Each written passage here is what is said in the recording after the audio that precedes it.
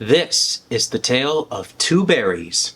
It was the worst of time and it was the best of time. They were asked to go nuts, and guess what? They went nuts. And Mark.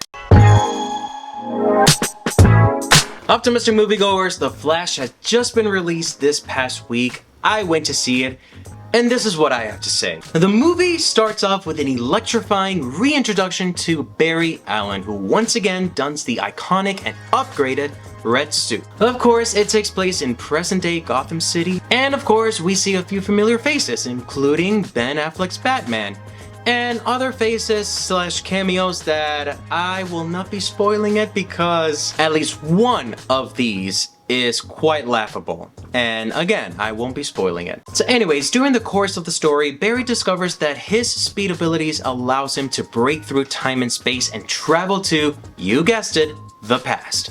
And not just any simple past, because once again, and for the first time, DC gives us their introduction to their own version of Multiverse of Madness with The Flash, preventing the death of his mom, and the death of other characters. With the help of, well, himself. And we obviously can't forget the help of Michael Keaton's Bruce Wayne here. Now, while the movie truly was enjoyable for the most part, Barry's character, including the dynamic between him and his younger self, made me connect a lot more with this guy. Honestly, this is a DC movie that did feel more character-driven than other DC projects I've seen. And really, The Flash almost felt like a psychic type of superhero in the Snyder film to me, so I'm glad that this story focuses solely on him. And really, the scene that captivated me the most during both of Barry's interaction, it was when the older Barry got really pissed of his younger self for just being obnoxious and naive, and telling his younger self how lucky he is for living the life he was meant to live. And hearing him express that, I felt it, just based on the plot. Now, watching Michael Keaton reprising his role as Batman once again was a major treat for a lot of fans, especially all the callbacks to the original 1989 Batman film, and of course, I'm talking about the Batcave. Now, when I went to see this movie on IMAX, I just went with zero expectation, as I mentioned before, other than the excitement to see Michael Keaton as Batman again, and seeing him in action. And let me tell you, watching this guy during choreographed fight scenes was just cinema. Excuse me.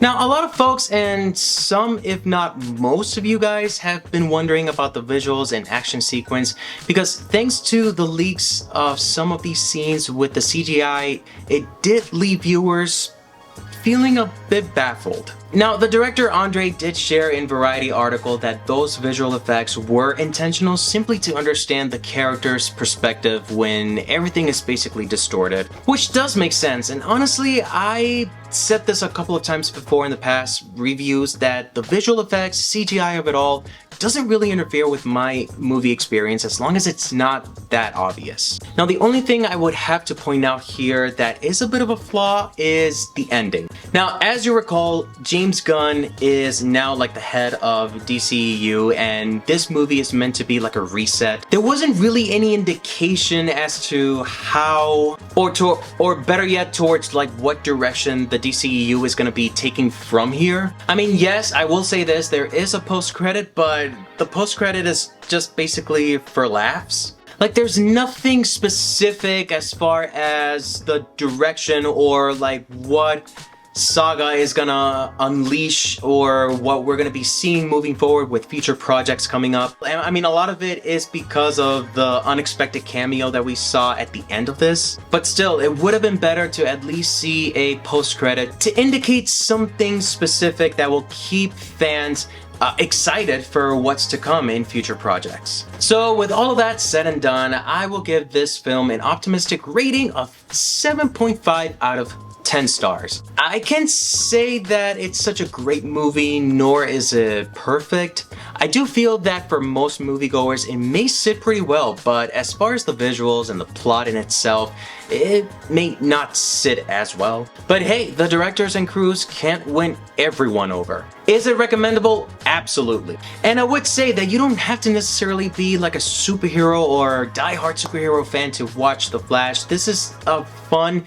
adventure. Like I said, it's character driven, so there's a unique aspect to kind of appreciate about this. Is it rewatchable? I would say yes. It is rewatchable. So if you guys made it this far in the video review, I appreciate you sticking around so well. If you like, just go ahead and hit the subscribe button, leave a like, and comment below what's been your favorite part or what flaws have you detected, what could the movie have done better, just anything. Share your thoughts freely down in the comment below. So until next time guys, stay cool, stay safe, and keep watching movies the way they were meant to be seen and supporting your local movie theaters, because it's always better when we watch together.